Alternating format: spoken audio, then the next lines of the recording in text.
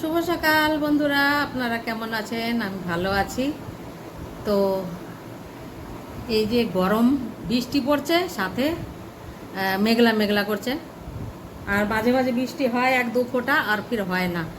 এর জন্যে না গরম বেশি লাগে, আর ভীষণ গরম লাগছে। এখন বৃষ্টি হচ্ছে, আশপাশে হচ্ছে, আমাদের এখানে হচ্ছে না, কেন আশপাশে হচ্ছে ভালোই বৃষ্টি, কিন্তু একটা উমস, একটা ভাবসা গরম বলে না, ওই গরম, ভীষণ গরম, ওইটা বেশি খারাপ লাগে। তো আজকে ব্লগটা আমি শুরু করলাম সকালবেলায় এই রান্নাঘর থেকে। আমি তরি তরকারি কেটে নিয়েছি, আর এই দেখুন চালটা আমি ভিজিয়ে দিয়েছি। চালটা ভিজিয়ে দিলে পরে ভাতটা বেশ ভালো ফোলে, আর বেশ খেতে দারুণ হয়। এই দেখুন চাল, আর এই যে আমরা চিচিঙ্গে কুচিয়ে নিয়েছি, এটা ভাজা করব, আর পটলও ভাজা হবে। আর এই কুকারের মধ্যে আমি লাউ দিয়েছি, গাছের লাউ। তো বেড়াতে গেছিলাম, ওই জন্য লাউটা তোলা হয়নি, আর লাউটা একটু পেকে পেকে গেছে, বেশি কচি নেই, তাই জন্য এটা সেদ্ধ করে নিলাম। এই দেখুন কত সুন্দর, সকালবেলা একটা রিল বানিয়েছিলাম আমি। আর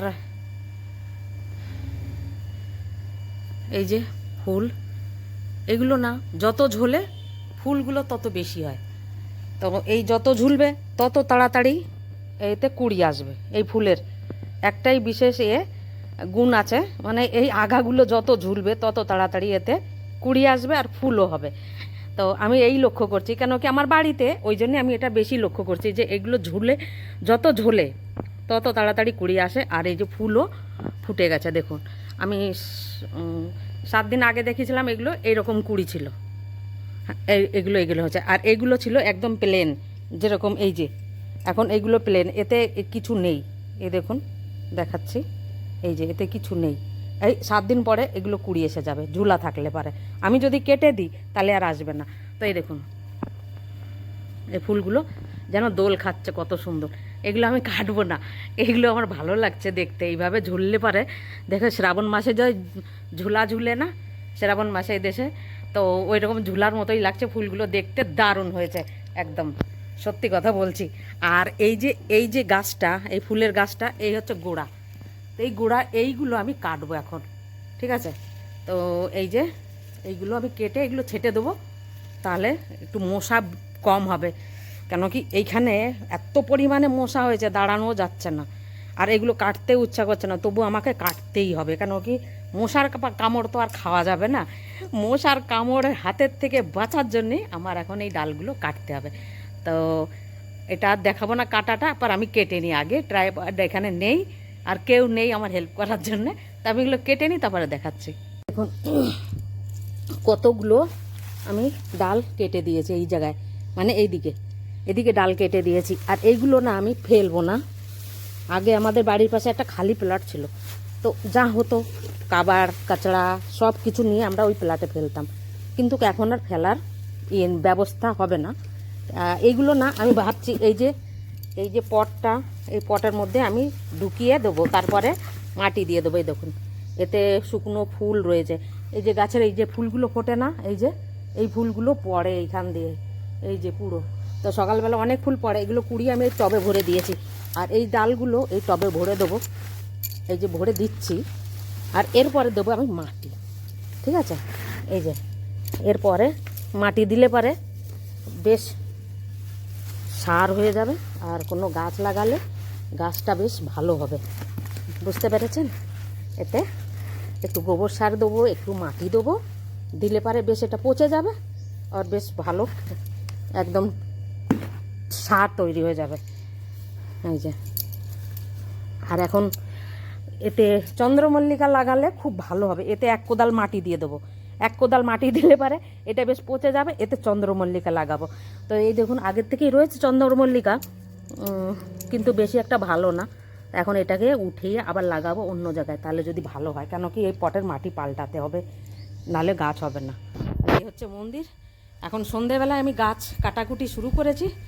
এখনও আমার বিকেলবেলা স্নান সেরে মন্দিরে আসতে হবে, আর পুজোর থালা বাসনগুলো মাজতে হবে। তা আমি এখনও পুজোর থালা বাসনগুলো মাজবো। এই দেখুন এইখানে এই গাছগুলোকে বলে সুখদর্শন, তা আমি এখন কাটলাম।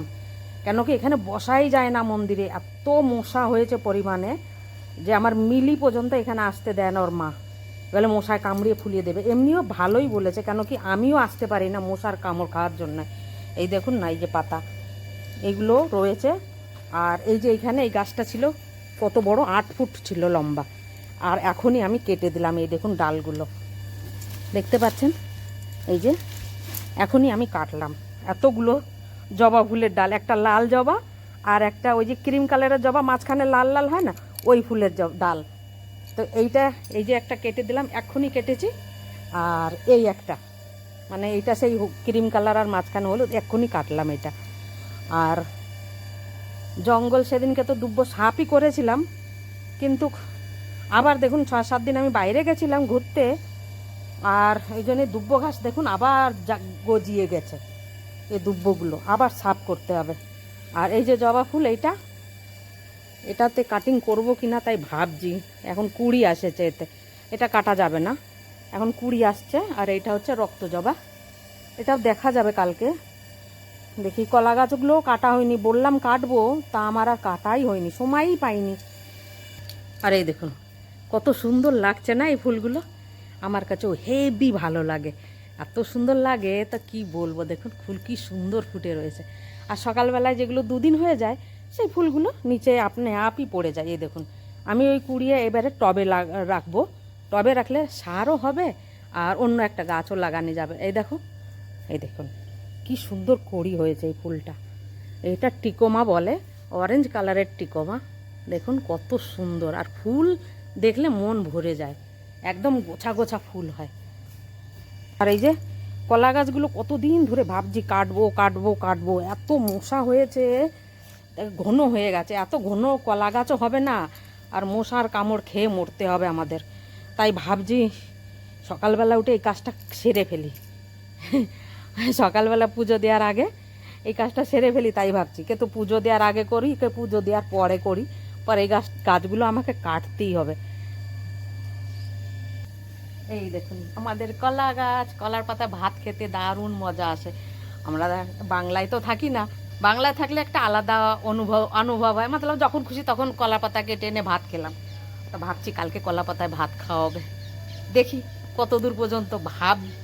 একটা ভাবা আর একটা করা, দুটোর মধ্যে অন্তর আছে। ভাবলে তো হয় না, আমি কতদিন আগে ভেবেছি কলা গাছগুলো পাতাগুলো কেটে দেবো যাতে মশা না হয়, সেটা তো আর হলো না।